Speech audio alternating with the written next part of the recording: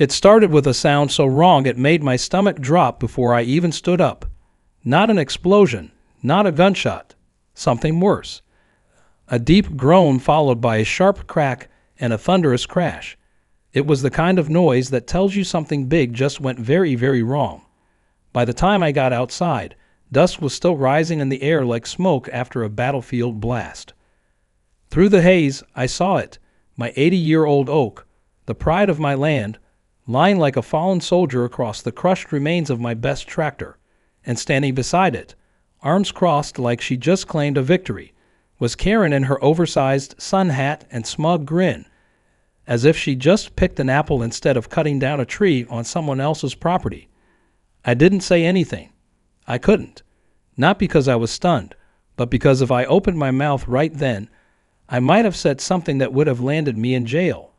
That morning had started peaceful, the kind of peace you only get when you live just far enough from town to not hear sirens, but close enough to have internet that works most of the time. The sun was out, the coffee was hot, and the only things on my to-do list were checking the fence line and greasing the loader arms on my Massey Ferguson. I remember even thinking, it's too quiet today. Should have known then that peace doesn't last when you've got Karen prowling around the edge of your world like a wolf in beige capers. She had always been a thorn in the side. Even though my ranch was never part of their HOA, somehow that didn't stop her from sticking flyers on my mailbox or complaining about the look of my barn siding or the smell of my goats. 2 weeks ago, she came by waving a clipboard, ranting about one of my trees leaning dangerously over into community sidelines. I told her the same thing I always did. My land, my tree. Your rules stop at that fence. I even pointed to the metal post that marked the property boundary.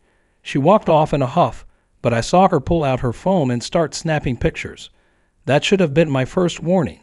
Later that week, a yellow paper was stapled to my fence, not on my gate, on my actual fence. The kind of paper that looked like an official notice if you squinted and ignored the typos. It said I had 48 hours to remove the threatening tree or risk community action. I laughed, literally laughed out loud, and kept the paper as a joke. I even showed it to my neighbor Jackson, who nearly choked on his iced tea reading it. We both agreed she was bluffing. Turns out she wasn't bluffing. She was just dumb enough to actually act on it. When the crash happened, I ran outside so fast I barely noticed I still had grease on my hands from the morning's work. I stopped dead in my tracks when I saw the wreck. My oak tree was massive, a wide-spreading thing with deep roots and a history longer than any house on Karen Street. It had fallen clean across the gravel lot where I parked the tractor. And my tractor, my workhorse, was in pieces. The roll bar was bent like a twist tie, the seat was flattened, and the loader arms were snapped off like twigs. It looked like a bomb had gone off under it. I didn't move. I didn't yell, but my jaw must have twitched, because Karen, standing there smug as a cat on a warm hood, tilted her head and said with zero shame, "You're welcome." That's what she said. "You're welcome." Like she'd done me a favor. I asked her what she thought she was doing. She said, plain as daylight, that she was fulfilling her duty to the safety of the community. Claimed she'd hired someone to cut it down. Said the tree was a hazard and it was only a matter of time before it fell. Said she was proactive. Proactive. The same woman who once called animal control on my goat for being too loud at 6:00 a.m. I asked her, very calmly, whose property she thought the tree was on. She pointed vaguely toward the fence line and said it was leaning too far to be safe, so it was fair game. I told her the fence was a good 8 feet from the tree's base, and the tree was older than her entire subdivision. She just rolled her eyes. I took out my phone and started recording. She didn't even flinch. I got her on camera admitting she hired someone to cut it. She didn't give a name, didn't show any permit, just waved off the idea like paperwork was for other people. I told her she just cost me thousands in equipment damage. She said, "Well, maybe now you'll clear the other ones too." I didn't say another word. I just kept filming until she finally got uncomfortable and waddled off toward her golf cart. I stood there a while, staring at the wreck. I didn't care about the tree as much as I cared about what it represented. That tree was part of the land. It gave shade to the goats. It marked the changing seasons, and every fall I'd gather leaves for compost under its limbs. It was something stable, something rooted, and now it was dead. Felled not by nature, not by rot or wind, but by arrogance. And the tractor wasn't just metal. It was livelihood.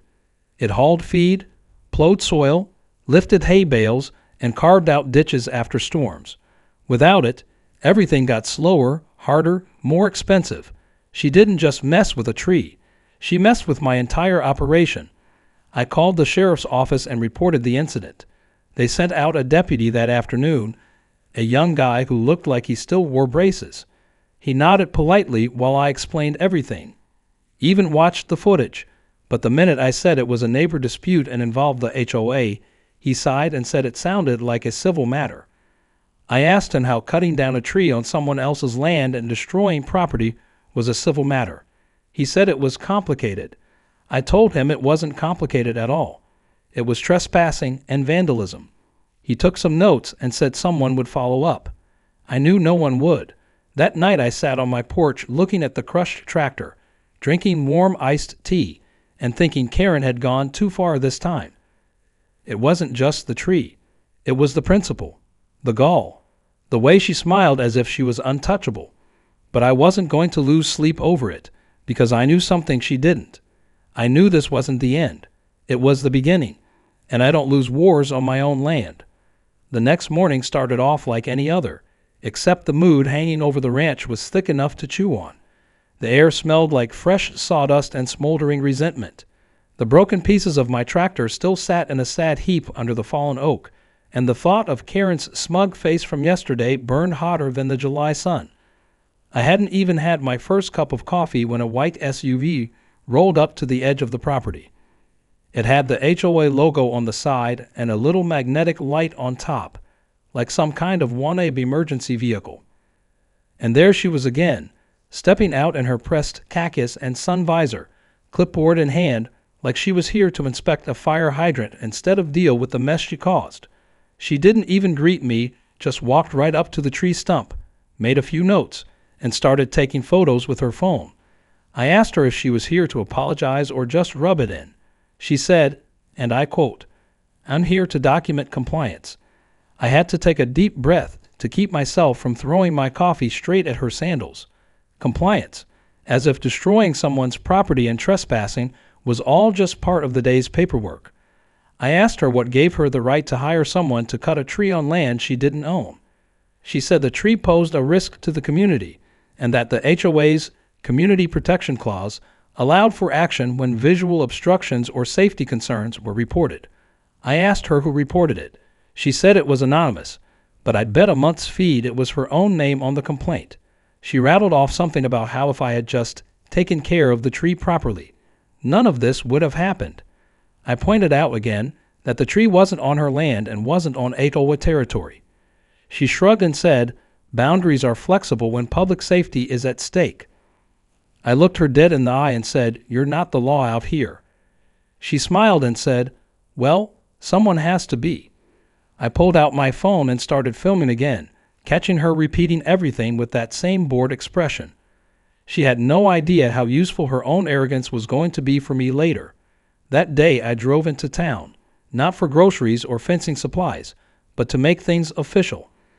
I walked into the sheriff's office with my footage, my photos, and that phony yellow paper she had stapled to my fence.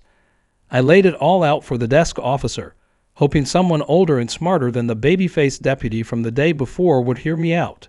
A sergeant came out and looked over the evidence.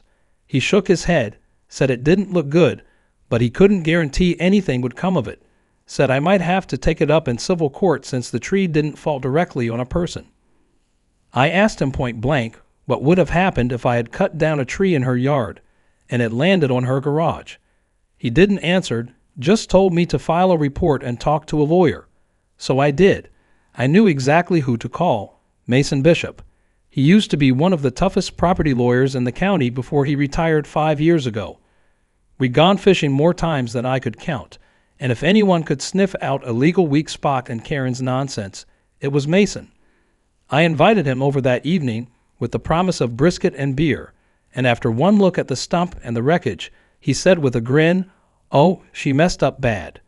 He asked me for the boundary markers, and I showed him the survey I had from the year I bought the place.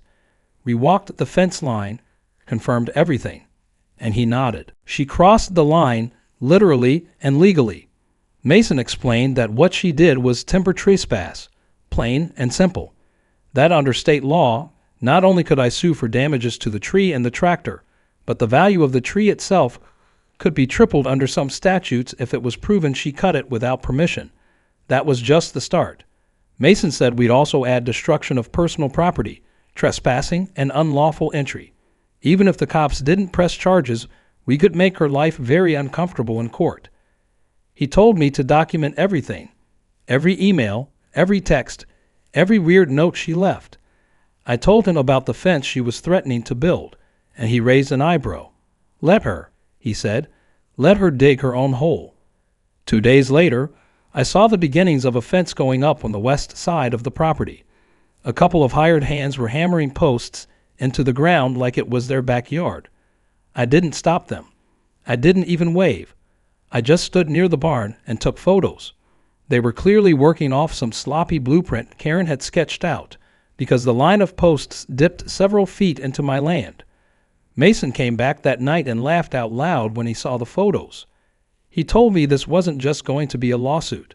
It was going to be a complete unraveling. I started noticing other things, too. Karen's HOA newsletter had a little section about community beautification and preventing tree hazards. She'd added a photo of my tree before it was cut, circled in red. No caption, just the image. It was clearly meant to justify what she did, but it backfired. Neighbors began whispering about how far she was going. One couple I barely knew stopped me at the feed store to say they saw the footage online and thought what she did was disgraceful. Word was spreading, and Karen, for all her bluster, was starting to get pushback. Still, she hadn't apologized. Not once. Instead, I got an email from her HOA account saying I needed to immediately remove the stump and debris left behind, as it was unsightly and lowered the property values of adjacent homes. I didn't even reply. I printed it out and handed it to Mason.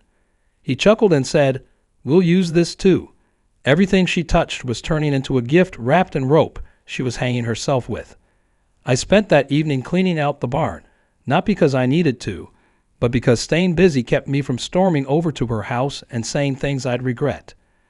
I kept thinking about how quickly someone could cross a line they didn't even own. Karen thought she was just cutting down a tree, but she had no idea that tree had roots, not just in the soil, but in the law, in the boundaries, and in my patience. And she had just cut through all three. This wasn't over. Not by a long shot.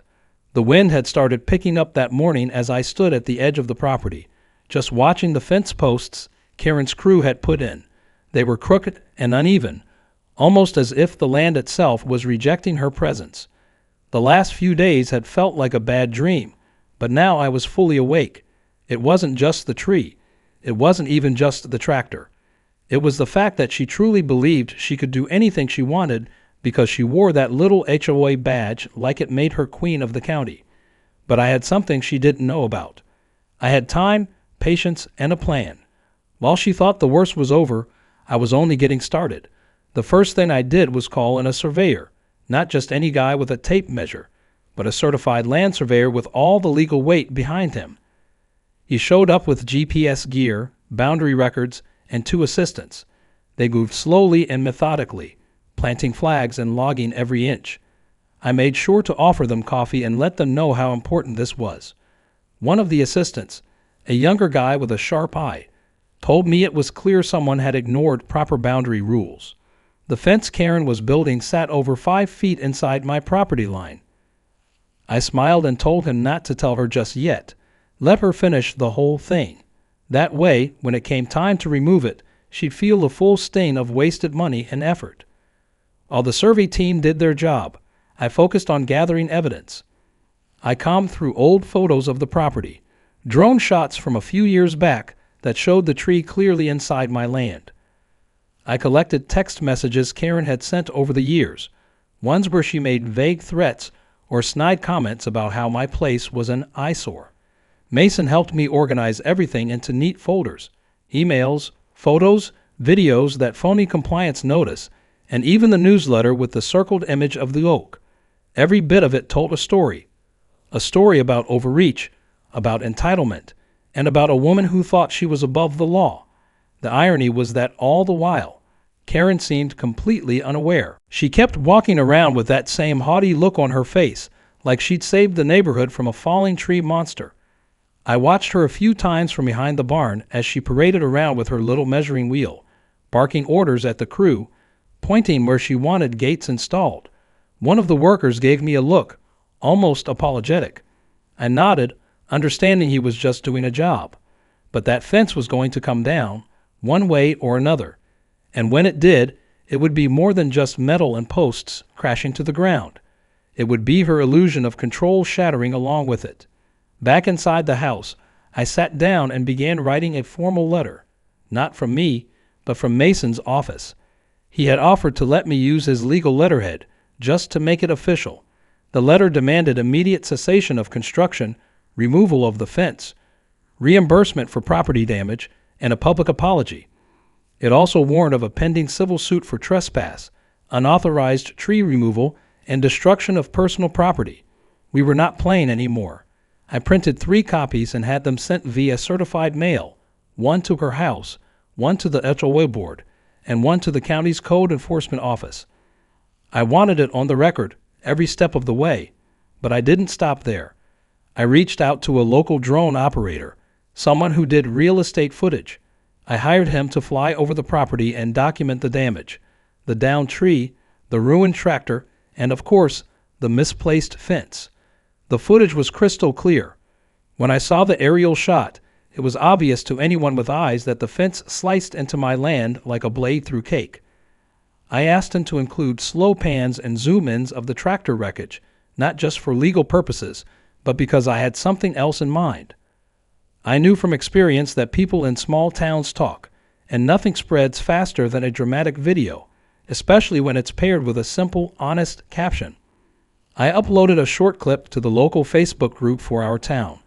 Just 30 seconds long, no sound, just the footage of the crushed tractor, the stump, the fence line, and a text overlay that read, "When your neighbor thinks the rules don't apply to her." It wasn't aggressive. It wasn't mean. But it was enough to get attention. Within an hour, it had 50 shares. By evening, people were commenting things like "shameful" and "classic Karen move," and "how is this even legal?" I stayed quiet in the comments, let it grow on its own. The next day, Karen looked rattled for the first time. She didn't wave when she drove past the property. Her usual morning strut had turned into a stiff walk. Word had reached her, and that made things more interesting. That afternoon, I received a letter from the HOA board, signed by the vice president. It stated that they were unaware of Karen's actions and that she had acted on her own. They assured me that the HOA had no official stance on the tree or the fence, and that they would investigate the situation. It was exactly the kind of distance I hoped they'd take. Karen wasn't going to have their protection much longer. I also heard from a neighbor named Ella, a retired teacher who had never spoken much to me before. She brought over some cookies and said she was sorry about the whole thing. She'd seen the video, she said, and thought it was time someone stood up to Karen. Apparently, Karen had been on a power trip for years, harassing people over grass height and holiday decorations. I thanked her and took the cookies, feeling more supported than I expected. One act of public foolishness had turned the tide in my favor. As the week rolled on, the pressure started building. Karen's usual HOA newsletter was missing. Her lawn, always trimmed like a golf course, had grown patchy. A for sale sign appeared in one of her allies' yards. The foundation of her little empire was cracking. But I wasn't celebrating yet, not until the lawsuit was filed and the fence was ripped out with her name still fresh on the invoices. I wanted it all on record, the fall, the failure, and the reminder that out here, you don't just walk onto someone's land and start sawing down history. That night, I stood at the edge of the field with a flashlight, looking at the tree stump. I ran my hand along the reins, counted them. 82. 82 years that tree stood tall. It had survived storms, droughts, and even termites, but not Karen. Still, even in death, that tree had power, because it had started something she couldn't control. She may have brought it down with a chainsaw. But I was going to bring her down with the law, with the truth, and with every bit of evidence she handed me on a silver platter. This was no longer just about revenge. It was about setting an example that would outlast even the oldest oak. A few days later, the silence on Karen's side of the fence was louder than any chainsaw. No more hammering, no workers hauling lumber, no barking orders carried by the wind. Just stillness. It was the kind of quiet that meant someone was waiting for the storm to pass, or pretending it hadn't already hit. But I wasn't done. I had the legal letters sent, the survey results certified, and a neat little stack of evidence ready for court. Mason said we were on solid ground, legally and literally. Now it was just about pulling the right thread until everything Karen had built unraveled in public. The cease and desist letter we sent hit her harder than I expected. She didn't respond directly, not to me, at least, but the HOA board called a special meeting. Mason got an invitation to speak on my behalf. He wore his old court jacket, polished his glasses, and carried in a file box like he was about to present a murder trial. We walked into the clubhouse, and you could feel the tension before the door even shut behind us. Karen was already there, sitting near the front with her arms folded and her mouth set in that permanent frown she used when things didn't go her way. Mason stood up and laid it all out. The survey results proving the fence crossed my property line, the video of Karen admitting she hired the crew, the footage of the crushed tractor, the newsletter with my trees circled in red, the fake notice she had posted on my fence. He didn't raise his voice. He didn't need to. The facts spoke louder than anger ever could. The board sat in silence, faces pale, eyes wide. Even Karen's closest ally, a woman named Nancy with a stiff bun and a clipboard, looked uncomfortable. When Mason finished, he handed out copies of the legal demand and reminded the board that ignoring it would mean the HOA itself could be included in the lawsuit. Karen tried to speak, said it was all being blown out of proportion, said she was only trying to keep the community safe. But Mason cut her off with a question that stopped her cold. He asked her if she had obtained a permit for tree removal on property she didn't own. She opened her mouth, closed it again, then stammered something about verbal complaints and safety obligations. Mason smiled and nodded. No permit. No authorization. No defense. The room shifted. Eyes turned away from her and toward the ground. The board voted on the spot to suspend her from any further enforcement activities. They called it temporary, but the way they voted, it sounded a lot like permanent in disguise. The next morning, a new letter arrived in my mailbox. This one had the official HOA seal, not Karen's chicken scratch signature. It stated that the HOA acknowledged the boundary error, disavowed Karen's actions, and agreed to remove the fence at their expense. They asked if I would delay the lawsuit in good faith while they addressed the matter. I didn't say yes. I didn't say no. I let Mason handle it. He told them we'd consider holding off on filing if the fence was gone within 7 days and if Karen issued a written apology for trespassing and property destruction. No apology meant no pause. Meanwhile, the drone footage continued to spread. A local news blog picked it up and wrote a piece titled, HOA Oversteps Boundaries, literally. They interviewed me briefly, and I stuck to the facts. No name-calling, no dramatics. Just a quiet rancher who lost a tree and a tractor because someone decided the rules didn't apply to them. The comments section exploded. People from nearby towns chimed in with their own Karen stories. It struck a nerve. I didn't plan for it to go viral, but I wasn't complaining. The more eyes on the story, the harder it became for her to spin her version. By day 5, the fence was being dismantled. A different crew came this time. No golf carts, no measuring wheels, just quiet workers removing metal posts and hauling them away in unmarked trucks. I watched from a distance as Karen peeked through her blinds. I imagined her seething, helpless to stop it. She hadn't spoken to me since the board meeting. Not a single word, not even a glare when we passed on the road. That silence tasted better than any apology she could have forced out through gritted teeth. But just when I thought she might finally back down, a new envelope arrived. This one wasn't from the HOA or the board. It was from a law office. Karen had filed a defamation claim against me. She accused me of damaging her reputation, inciting public harassment, and causing emotional distress. She claimed the video had led to vandalism on her property, though there was no proof and no police report. Mason read the letter and laughed so hard he spilled coffee on it. He said it was the legal equivalent of a toddler throwing a tantrum after losing a game of checkers. Still, we treated it seriously. We responded formally, outlining the timeline of events, the evidence, and the fact that everything I posted was factual and provable. Mason drafted a counterclaim. If she wanted to go to court, we'd go to court, but it wouldn't just be about defamation. We were now filing for damages to the tractor, removal of the tree, legal fees, and punitive costs. The number was large, not ridiculous, just enough to sting. The kind of number that would drain her vacation fund and then some. Court day came 2 weeks later. I wore my best shirt and jeans. Nothing fancy. Karen showed up in a full suit and too much perfume. She tried to look confident, but her eyes darted around the room like she was searching for someone to back her up. No one did. The judge was an older man with a long memory and no patience for theatrics. He listened carefully, asked direct questions, and looked unimpressed when Karen tried to talk about her intentions instead of her actions. Mason presented the footage, the survey, the timeline, and the legal codes like a practice performance. Karen's lawyer tried to argue emotional intent, but even he looked like he wanted to be somewhere else. By the end of the hearing, the ruling was clear. Karen's defamation claim was dismissed entirely. My countersuit was upheld. The judge ordered her to pay for the tractor damage, the cost of the tree's appraised value, and a penalty for unlawful trespass. The total came out to $87,000 and change.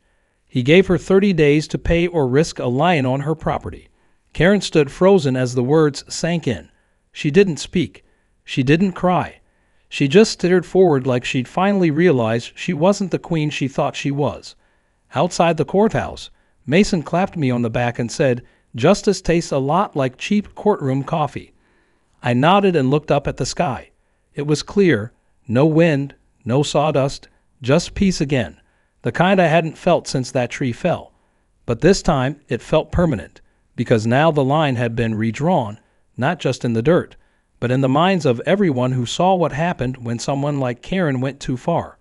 The morning after the court ruling felt like the first day of a new season. The air was crisp and still, like even the wind had paused to let the moment sink in. I stood on the porch with my coffee in hand and looked out over the ranch. The space where the oak tree once stood was bare now, just a clean-cut stump surrounded by fresh grass. The tractor's twisted remains had been towed off days ago, and I'd already started looking at replacements. But it wasn't about the tractor anymore. It was about what that tree had come to represent, and how, despite being cut down, it had done more in its final act than it ever had standing tall.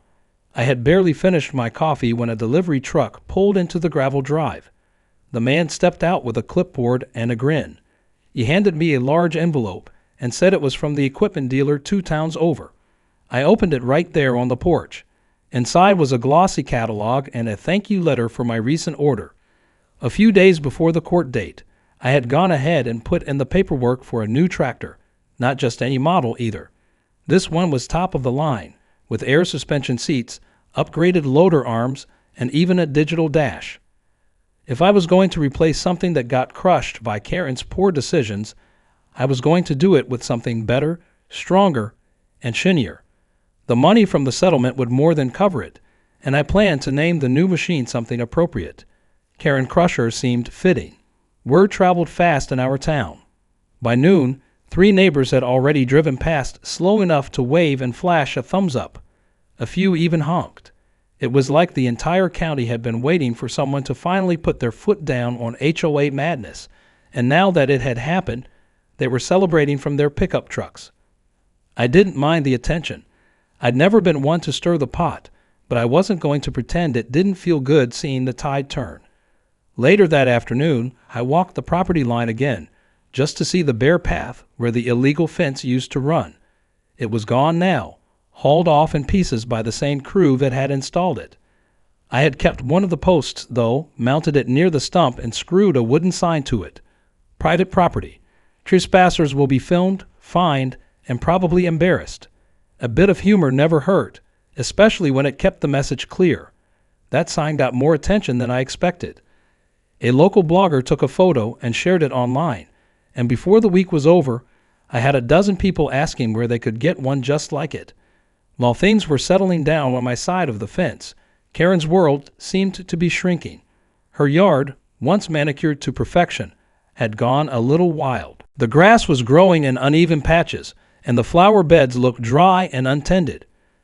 I saw fewer and fewer people visiting her place, and those who did came and left quickly, heads down and voices low. Whatever support she had before the lawsuit had dried up fast. The HOA newsletter skipped 2 issues, and when it finally returned, it came from someone new. No photo of Karen, no mention of her title, just a bland letter about landscaping tips and water conservation. Then came the real surprise. One evening, as I was stacking hay bales near the barn, a sleek black car pulled up to the edge of the road. I didn't recognize it at first. The windows were tinted, and the engine idled quietly. I set the pitchfork down and walked over slowly, wiping my hands on my jeans. The passenger window rolled down, and to my complete disbelief, there sat Karen. Her hair was pulled back, her usual visor gone, and her face looked tired. Not angry, not smug, just tired. She didn't say anything at first, just looked at me. I waited. Finally, she spoke. She said she didn't come to fight. That much was clear. She said she'd gotten my lawyer's letter with the payment instructions and would be sending the check that week. She said the court had spoken and she wasn't going to appeal. Then she surprised me even more. She apologized. It wasn't dramatic. It wasn't full of excuses. She just said she was sorry for overstepping and that she had let the power of the position get to her head. I nodded and told her I appreciated the apology. She looked like she wanted to say more but didn't. Just rolled the window back up and drove away. No wave, no eye contact, just a quiet departure. I watched the car disappear down the road and felt something strange. Not triumph, not satisfaction, just a kind of closure, like the last scene in a long play. Whatever feud had existed between us had finally ended, not with a dramatic final battle, but with a quiet admission of defeat. A few days later, the check arrived. The full amount, down to the last cent. No delay, no trick. Mason called me just to say he was surprised she followed through so quickly. I deposited it and immediately scheduled the delivery of the new tractor. When it arrived, it gleamed in the sunlight like a trophy, sitting tall on fresh tires. I gave it a test run through the pasture, and it handled better than anything I'd driven before. I might have lost a tree in a season's worth of time, but I'd gained something more lasting. Respect, justice, and a machine that made the soil tremble with every pass. As summer gave way to fall, the land healed. Grass grew over the scar where the tree had fallen. The neighbors became friendlier, more open. A few even asked for advice on how to handle HOA nonsense in their areas. I didn't give legal advice, but I did tell them one thing. Always know your land, your boundaries, your rights, and never let someone bully you into silence. One weekend, I hosted a small cookout for friends and neighbors. Nothing fancy, just some ribs, cornbread, and sweet tea. We set up tables near the old oak stump. I'd carved a seat out of the trunk and sanded it smooth. It made for a good story bench. People laughed, shared tales of their own run-ins with authority gone wrong, and toasted to a man who stood his ground. I didn't make speeches. I just listened and smiled, and when the sun dipped low behind the hills and the stars came out, I sat quietly on that stump watching the wind ripple through the tall grass, knowing that this land was still mine, and no one would ever cross that line again without thinking twice. The tractor sat gleaming in the sun like a freshly minted coin, parked in front of the barn with not a speck of dirt on it. I had polished it myself that morning, not because it needed it, but because it felt right. After everything that had happened, I wanted to start the next season with a clean machine and a clear mind. I climbed up into the seat and adjusted the mirrors, feeling the hum of the engine as it came to life. It moved like butter across the gravel path. No rattle, No grind, just smooth power. The smell of fresh diesel and new rubber filled the air as I rolled toward the east pasture. I had named her Karen Crusher, not out of spite, but as a reminder of how far things had come. As I moved across the fields, the wind carried the scent of wildflowers and cut grass. The past few months had been a whirlwind of stress, paperwork, and courtrooms, but now it all felt behind me. I saw the land with fresh eyes. The fences were standing strong, the animals were healthy, and the ranch was finally mine again in every sense. There was peace in the routine, in the slow turn of the wheels and the steady hum beneath my boot. But even with the calm, I wasn't one to forget lessons learned, and Karen had taught me more than a few. After the lawsuit wrapped and the money changed hands, things started shifting in the neighborhood. Karen had retreated into her house like a wounded animal. I didn't see her walking the road anymore. No more HOA flyers stuck to the mailboxes. No more veiled threats about aesthetics or safety hazards. The board quietly updated their contact list and left her name off entirely. A new president was selected, someone quieter and more reasonable. The newsletters turned cheerful, filled with recipes and gardening tips instead of warnings and citations. The tone had changed, and I could feel it in the air, like the first breeze after a long heat wave. Still, Karen hadn't sold her house. Not yet. It stood there at the end of the cul-de-sac like a monument to pride gone wrong. Her lawn, once trimmed with military precision, had grown patchy and uneven. The hedges leaned out over the walkway, untrimmed and shaggy. People whispered, but no one said anything to her directly. It wasn't pity she received. It was distance, a quiet exile. Her reputation, once fueled by control and fear, had turned to something bitter and stale. No one wanted to be associated with the woman who lost a lawsuit and a whole neighborhood's respect in one swing of a chainsaw. I had been thinking about what to do with the space where the oak used to stand. At first, I thought about planting another tree, maybe a maple or pecan, something new to grow in the place of what was lost. But then an idea hit me. I would build something instead. A marker, not a monument or a statue, but something practical and permanent. I cleared the area and laid a concrete base, just a small square pad next to the stump. Then I had a local artist weld together a metal bench frame shaped like tree roots, twisting and curling into the earth. I stained a heavy slab of oak from what was left of the tree and set it into the frame. It became a quiet place to sit, a place to think. I added one more touch, a small wooden sign that read, "Let the roots remember." It didn't take long for word to spread. People started stopping by, sitting on the bench, snapping photos, asking about the story behind it. I told it simply. A neighbor cut down a tree she didn't own. It landed on my tractor. She tried to justify it. We went to court. I won. But the real victory wasn't the money or the judgment. It was the reminder that land has memory, and so do the people who work it. That little story, told in fewer words than I'd written in any legal form, stuck with folk. Before I knew it, the bench became a kind of landmark. Kids called it the story seat. Tourists from nearby towns passed by on weekends just to see where the whole thing happened. Meanwhile, I kept working. The ranch didn't run itself, and now that things were calmer, I had more time to fix up areas that had been neglected during the chaos. I repaired an old irrigation line, restained the barn doors, and even built a new goat shelter in the north pasture.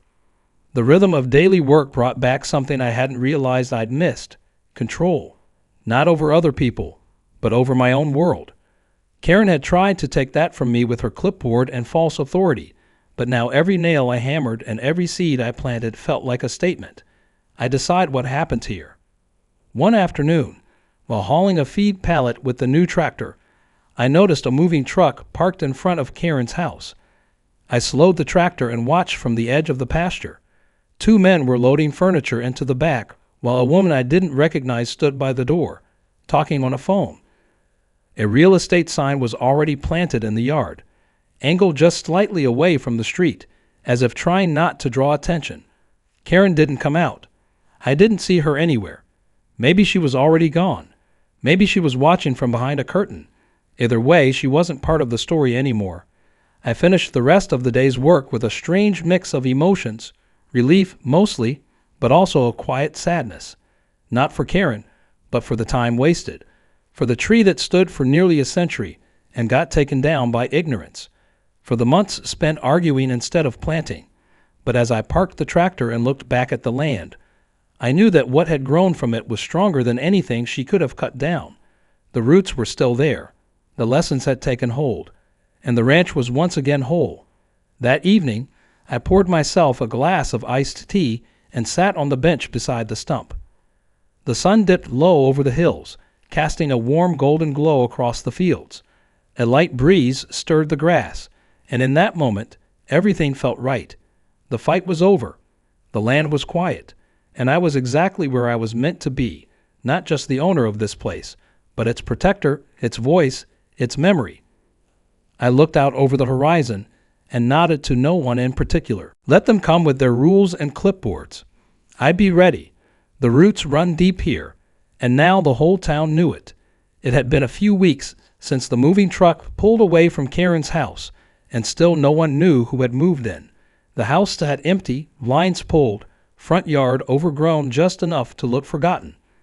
I passed by it every few days on my way into town, and every time I saw that empty driveway, it reminded me how quickly things change when the ground beneath someone's ego finally gives way. There had been no goodbye, no last hand, no attempt to reclaim dignity, just a quiet retreat and the soft collapse of control disguised as community duty. I never celebrated her leaving, but I'd be lying if I said it didn't feel like a breath of fresh air, like the last bit of storm cloud finally blowing off the ridge. Life on the ranch slipped back into rhythm with the kind of ease that only comes when nothing stands in your way. The days grew shorter, the air a little cooler, and the scent of the soil shifted from dry to earthy as autumn came in full. The new tractor handled the work like a dream, smooth, reliable, stronger than the last. It pulled through tough patches like nothing and cut work time in half. I spent more time with the animals, started rotating the fields more efficiently, and even experimented with a new feed mix. The goats didn't complain. Neither did I. One afternoon, a car pulled up the drive, not fast, not aggressive, just slow and steady. It was a couple in their early 30s, both dressed in flannel and jeans, the kind of folks who didn't look like they came from an HOA neighborhood. The man stepped out first, tall with a relaxed stance. The woman followed, holding a notebook and looking around with quiet interest. They introduced themselves as Tyler and Claire, and it didn't take long to figure out they were the ones buying Karen's old house. Said they were hoping for a quieter life outside the city, a place to start a family, a small garden, maybe a few chickens. I welcomed them, told them about the water lines, the soil, the weather patterns through winter. They asked a few questions about the past drama. I gave them the condensed version, skipped the gory details, just said someone tried to enforce rules where they didn't belong and found out the hard way that country land doesn't answer to neighborhood committees. They both nodded, said they'd heard bits and pieces online, but they weren't worried. They liked boundaries, they said, respected them. That was all I needed to hear. As they drove away that afternoon, I felt something settle in me. A shift, not dramatic, just a calm acknowledgement that the story had ended and something better was beginning. The land was still the same. The fields still stretched wide and golden, but the air felt different, not lighter, but more grounded, like the roots of this place had dug a little deeper and made room for the next chapter. A few days later, I got invited to the annual Fall Festival downtown. It was the first time I'd been asked to speak, not in front of a crowd, but at a small panel about rural property rights and landowner protections. Apparently, my story had made the rounds beyond just our town. Someone from the county office suggested it would be good for others to hear how the system worked when it was actually used the right way. I hesitated at first. I wasn't much for public speaking, but Mason encouraged me, said, "You don't need to be flashy, just tell the truth."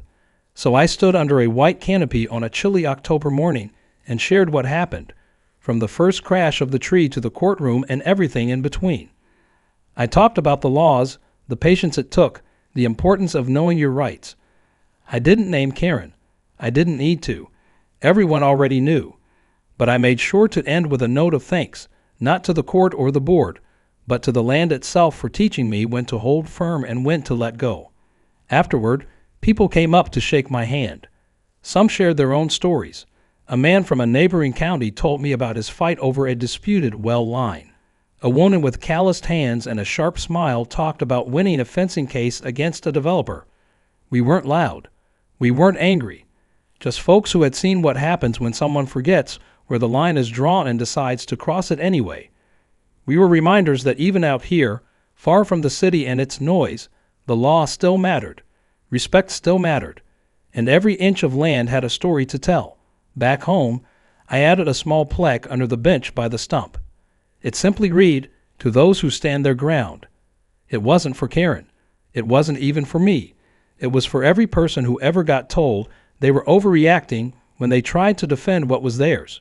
For every neighbor who had to put up with someone who thought rules didn't apply to them. For every tree that fell too soon but still managed to leave behind something rooted and strong. That evening, I poured myself a glass of cider and watched the sun dip low over the hills. The wind rustled the grass gently, and the goats bleated somewhere off in the distance.